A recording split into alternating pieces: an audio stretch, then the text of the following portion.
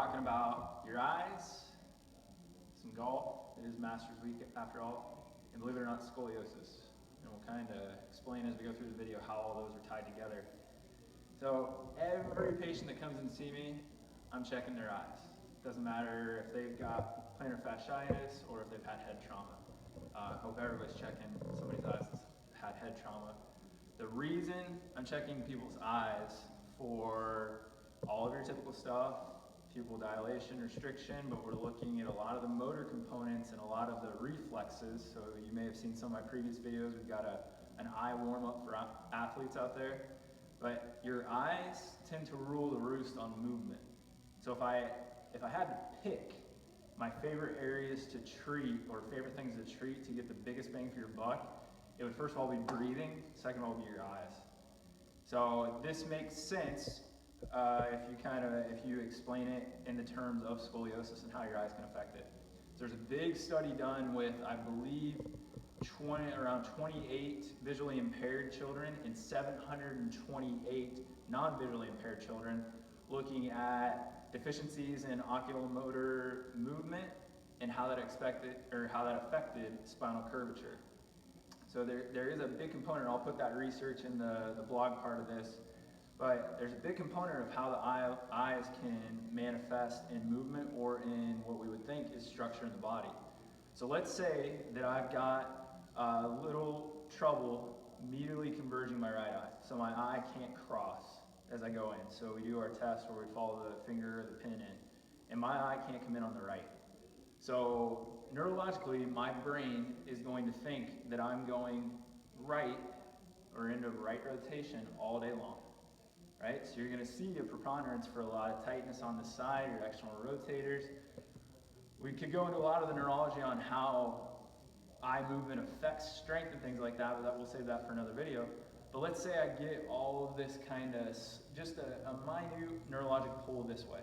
Well, if I'm a child and I've got that issue and I can't converge, a good way to stop my body from rotating may be to throw a curve into the mix, and now I feel like I'm back to neutral, and I didn't have to change anything in my eyes. So what they're doing with a lot of kids that have juvenile scoliosis now is behavioral optometry, working on the convergence, and they're seeing some of the scoliosis clear up. Now, the numbers there are usually about 50% of children with some sort of visual issue may have some sort of spine, scoliosis, curvature, rotation, but that's also going to depend on what's going on with the eye. If you have actual curvature in the lens, is it just a motor issue, things like that. So that should make sense to most people. Now we're going to take it off into the sports performance lane because that's usually why I'm treating people. And one of the bigger areas that our eyes can play a huge part in sports is actually the sport of golf. So for my TPI nerds out there, TPI has a vision assessment and some training protocols. A lot of that deals with visual acuity, being able to judge the distance of the target, and then also for putting, visual acuity. So we look at left and right eye dominance, and when we're looking down the line, things like that. But let's just take the example of scoliosis, and let's say I have an issue with my right eye going in. So when else would my right eye need to go in? When I need to rotate to the right.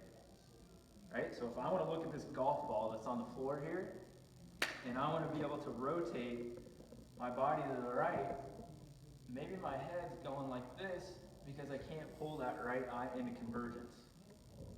Right? So this may be where we've gotten some of those cues of keep your head down or keep your head still, and we literally can't because that eye cannot converge, so we have to start either moving over this way or move the head with the body because we can't keep that eye still.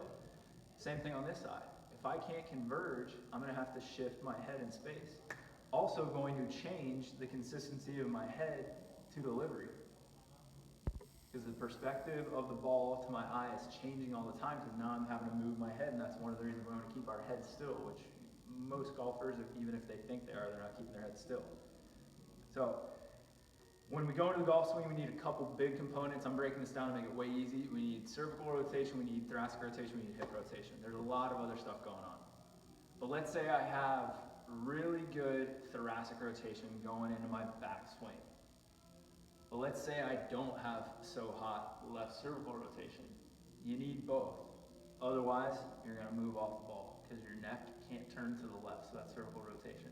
You also need hip right internal rotation.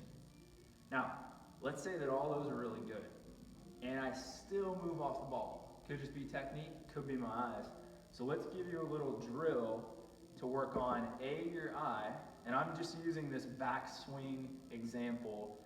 There's a million different ways to assess this, treat this, and then hop over to performance with it.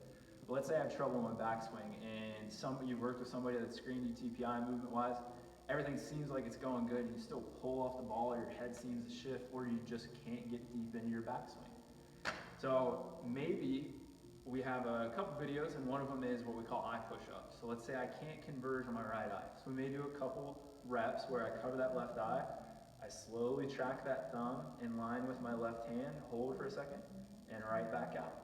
So just like we would exercise our bicep doing curls, we've got 3 sets of muscles in here that are all going to help get that right eye to converge or pull in towards your nose.